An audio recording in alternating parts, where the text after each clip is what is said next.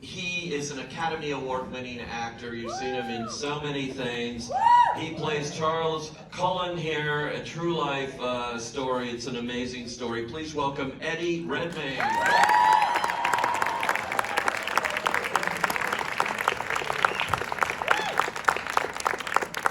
And matching Oscar for Oscar, she's an Academy Award-winning actor as well, just this year for Tammy Faye and The Eyes of Tammy Faye and so many other things. Please welcome Jessica Chastain.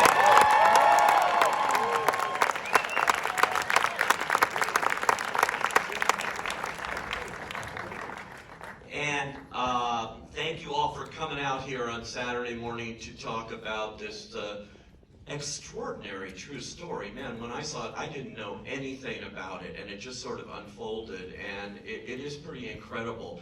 But it is this true story about a nurse in this hospital who befriends this young man that comes in. It's her colleague, and they're good friends, and then suddenly she finds things out about him that are pretty horrifying. This really happened to Amy, who's the real life person who was involved in the film. And then it goes on from there. And if you haven't seen it, but so many people raise their hands, they have seen this movie, which is great. There is a harrowing scene where she is being put there by the police and things to try to get him to confess, because he hasn't. And she's in this situation in a coffee shop where she's agreed to meet him. And then that's just the beginning of the real tension here. I've got to ask you, Jessica, about doing a film here. You played many real life people, obviously, Tammy Faye and different people.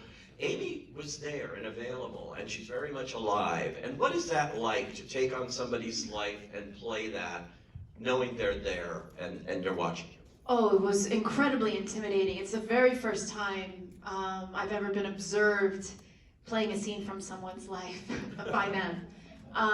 This scene really happened.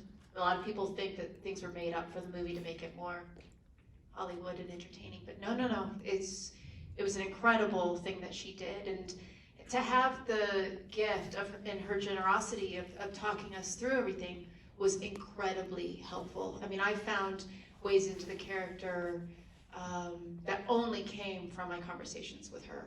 So it was great. I mean, even Molly's game, Molly Bloom never came to set. It was the very first time I was observed of playing someone.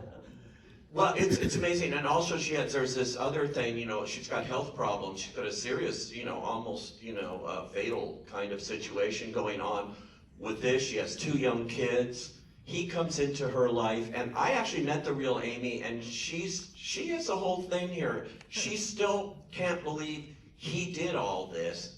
She said it was somebody else within him. And Eddie, how difficult is that to play? Because you have to really walk this tightrope throughout this movie, not to give it all away and to very slowly reveal that for her, that maybe something's wrong here. Well, I think that point that you made there, Pete, what Amy said to Jess and I in the prep was she talked about her love for this man and how kind and gentle and self-deprecating, and the fact that he saved her life.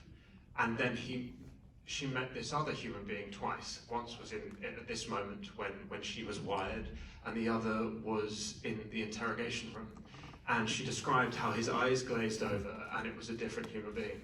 And she describes it as disassociative, and that was such a revelation for us, because it meant that we could, to tell this story truthfully, it was about a friendship, and I suppose in some ways a love story, and all the other elements of it were, Tobias found. He would do these amazing long takes in which we would sort of play the scenes and perhaps improvise slightly around it. It was always the moments after the moments that he was capturing that had the unnerving quality, perhaps in which you got a glimpse into this other side of him. Yeah, it's remarkable, and he's still alive too, but you obviously didn't get to talk to him. I didn't. No, I did not. He's away in prison somewhere. Tobias, how many deaths was he responsible for? Well, at least 400.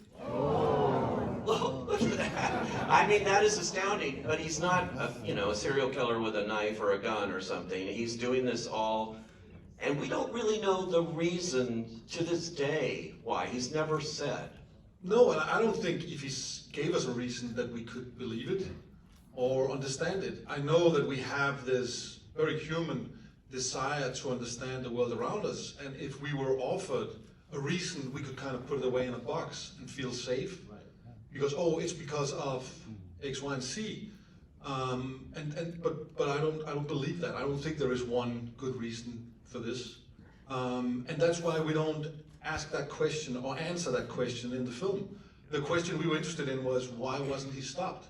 What was it in the American hospital system that made this go on for years and allowed him to go above 400 victims without this being stopped? And why was it a single mom, with a heart disease, an ICU nurse, who was responsible for stopping him? Why wasn't the system able to?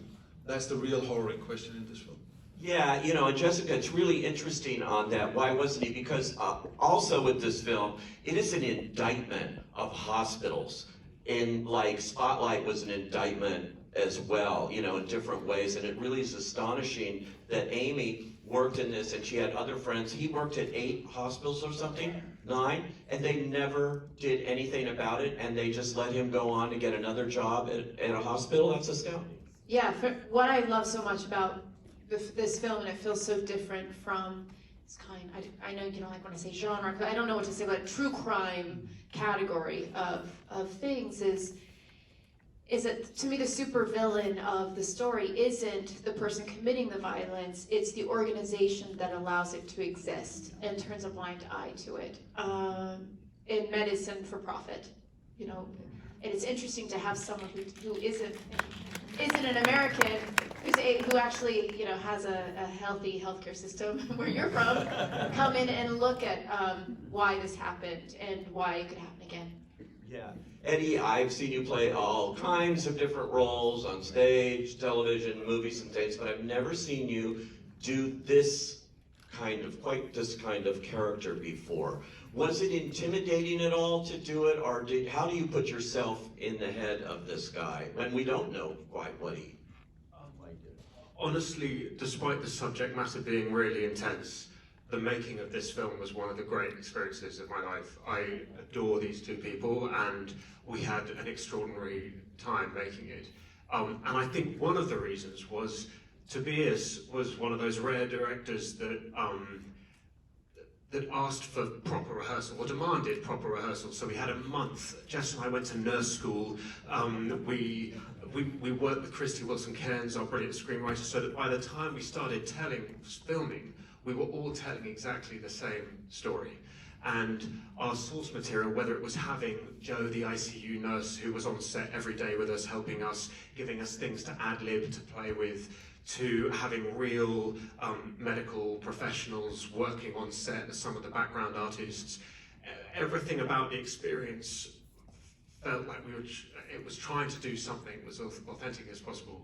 And then I just got to play with opposite this extraordinary human. So it was a dream.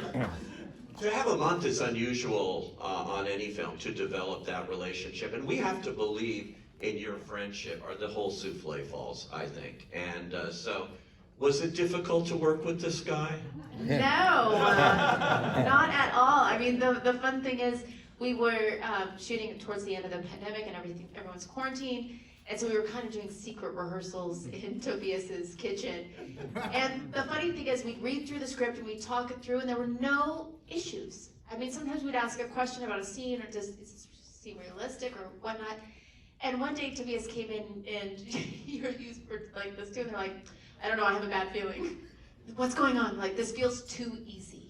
It feels like we're too in sync. There's got to be something wrong. It's going to be a disaster. Yeah, and I was like, this is going to be the best movie ever made. Yeah, 2 pessimists, and Jess being like the ultimate optimist. And both Tobias and I left this film going, we're going to be more optimistic. We're going to take a leaf out of the Chastain. It was wonderful.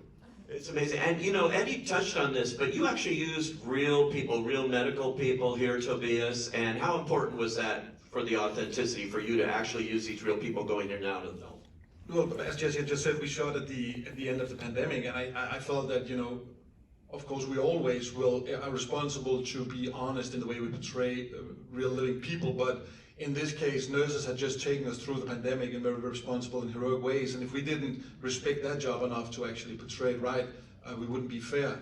But then also, I think it's a trick to not be a slave to the plot and want to hunt moments in the plot. You want to hunt some other profession on set. So when I could kind of just hunt the perfection of the medical work, we could allow the story to unfold in a less controlled way. Meaning that the ambition was all the nursing stuff needed to be 100% correct. Then we didn't have to force and control the plot as much. We could just allow it to become alive. Yeah. Had either one of you done medical stuff before? No, and I'm ready. Anyone want an IV? She's really good. I believe, you really look like you can do that. And you look like you can, Optimist. Yeah, I'm the optimist. I'm like, I can do it. you look like you know how to kill people with it. During nurse school, we had this thing where, like, Jess, if in a crisis, Jess is just really fucking decisive. She's like, okay, let's try this. And I dither, which means I don't know what the hell. I'm like, oh, maybe this. You're just British. By which point they're dead. So it's a disaster. It's crazy. Did you shoot in a real hospital, or how did you do this? No, so we ended up shooting in Stamford, Connecticut. We had an agreement with a hospital, then the pandemic came, and clearly they needed the space for something more important than making this film. So we ended up actually shooting in the old Fuji building in Stamford, Connecticut, and building it into our own ICU. I don't think the production necessarily knew from the beginning what they said yes to, but basically I asked them to build a real ICU, and we would populate every room in the ICU, so there was constantly patients in each room, so that if we decided to turn the camera in that direction, the hospital would be alive, to at least mimic the realism we were looking for. That's the hidden nature of production design in movies and everything else. It certainly looked real. I can't imagine a real hospital allowing you to shoot this particular story. The ones that invited us didn't read the screenplay. Yeah, well, so many of you have seen The Good Nurse, but I think this gives you a taste for those who haven't, that you really want to see this movie. It's extraordinary. Thank you all for coming out on Contenders. Thank you.